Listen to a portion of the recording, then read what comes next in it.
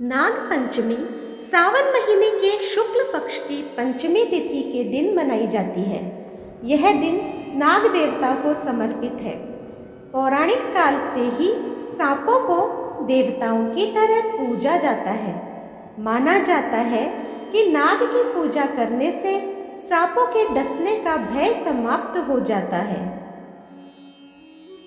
भगवान भोलेनाथ के गले में भी नाग देवता लिपटे रहते हैं। धार्मिक मान्यता के अनुसार नाग पंचमी के दिन नाग देवता की आराधना करने से भक्तों को उनका आशीर्वाद प्राप्त होता है और कई अन्य प्रकार के भी शुभ फल प्राप्त होते हैं। इस दिन महिलाएं भाई तथा परिवार की खुशहाली के लिए यह व्रत करती है, नाग देवता की पूजा करती है और उन्हें दूध समर्पित या अर्पित किया जाता है। नाग पंचमी के दिन जिन नाग देवताओं की पूजा की जाती है वो इस प्रकार है: वासुकी नाग, कालिया नाग, शेष नाग, कारकोटक नाग, मणिभद्रक नाग, धृतराष्ट्र नाग, शंखपाल नाग, तक्षक नाग आदि। नाग पंचमी की पूजा की तैयारी एक दिन पहले ही शुरू हो जाती है। चौथ के दिन चना, बाजरा, मूंग, मोठ आदि भिगो दिया जाता है। पूजा वाले दिन के लिए भोजन भी चौथ के दिन ही बना लिया जाता है। पूजा के बाद यह ठंडा भोजन खाया जाता है। नाग पंचमी की पूजा विधि: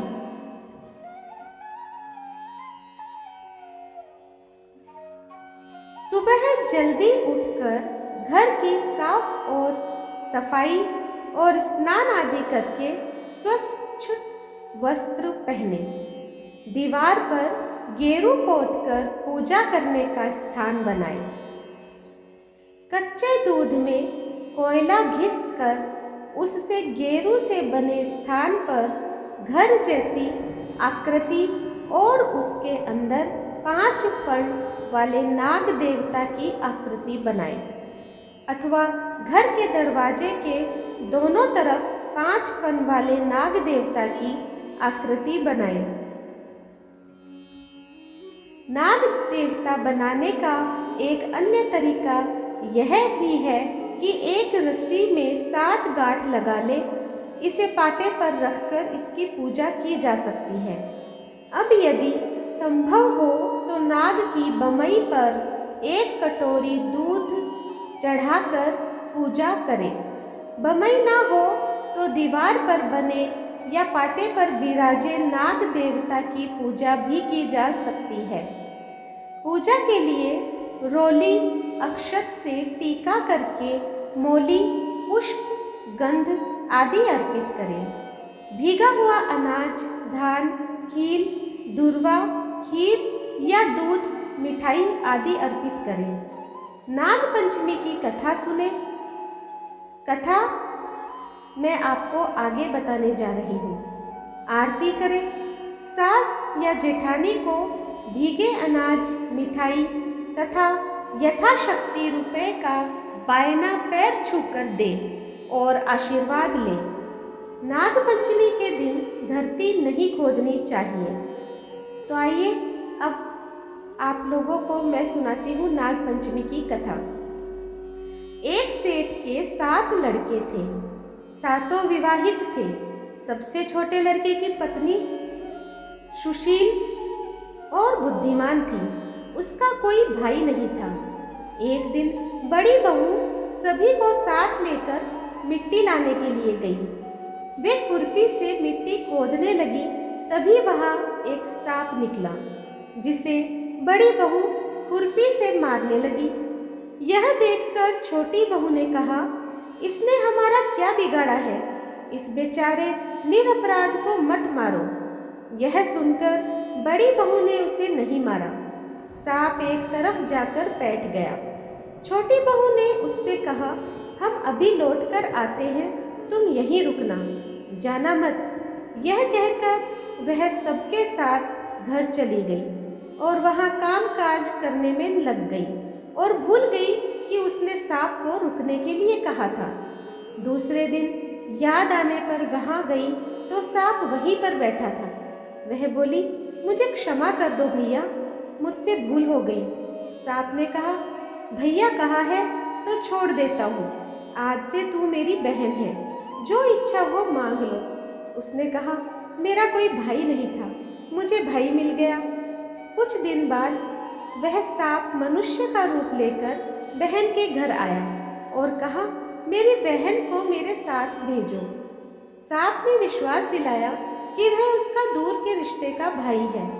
रास्ते में बहन को अपने वही सांप होने की बात बताई।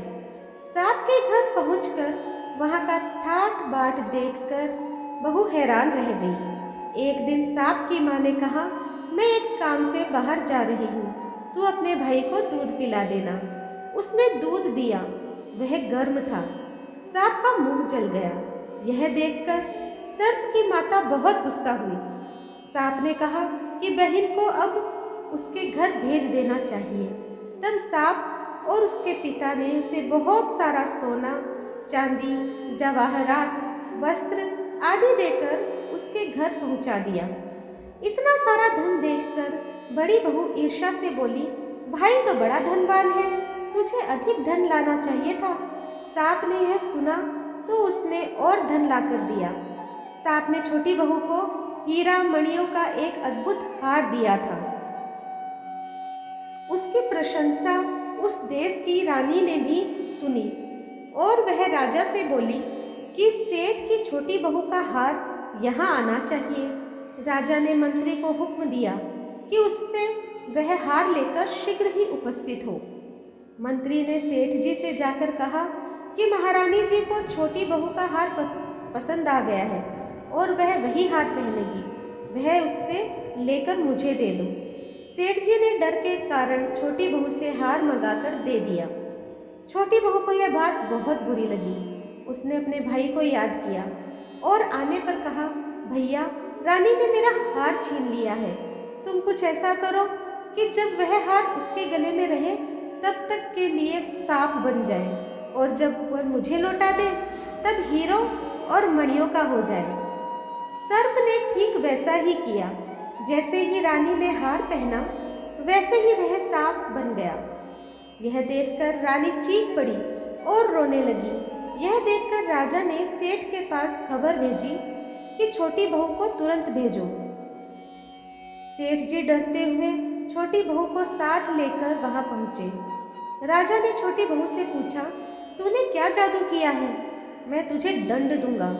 छोटी बहू बोली, राजन, क्षमा करें, लेकिन यह हार ही ऐसा है कि मेरे गले में हीरो और मणियों का रहता है और दूसरे के गले में सांप बन जाता है।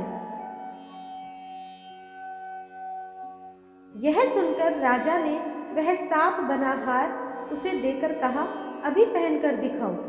छोटी बहू ने जैसे ही उसे पहना तो हार हीरे मणियों का हो गया। यह देखकर राजा को उसकी बात का विश्वास हो गया और उसने प्रसन्न होकर उसे बहुत सी मुद्राएं भी दी। छोटी बहू अपने हार और धन सहित घर लौट आई। उसके धन को देखकर बड़ी बहू ने ईर्ष्या के कारण उसके पति से कहा, उसकी पत्नी के पास न जाने कहाँ से इतना धन आया है। यह सुनकर उसके पति ने अपनी पत्नी को बुलाकर कहा, ठीक ठीक बता कि यह धन तुझे कौन देता है। वह अपने भाई सांप को याद करने लगी।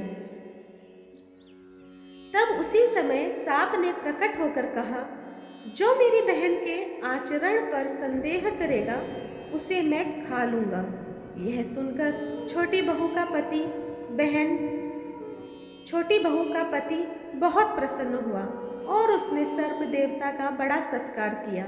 उसी दिन से नाग पंचमी का त्योहार मनाया जाता है और स्त्रियां सर्प को भाई मानकर उसकी पूजा करती है। बोलो नाग देवता की जय। तो दोस्तों, आज मैंने आप लोगों के सामने नाग पंचमी की पूजा विधि और कहानी प्रस्तुत की है। आप लोगों को कैसी लगी मुझे कमेंट बॉक्स में ज़रूर बताइएगा। जो लोग मेरे चैनल पे नए हैं प्लीज़ सब्सक्राइब कीजिए, लाइक कीजिए, शेयर कीजिए और इसी तरह मेरा सहयोग करते रहें। धन्यवाद।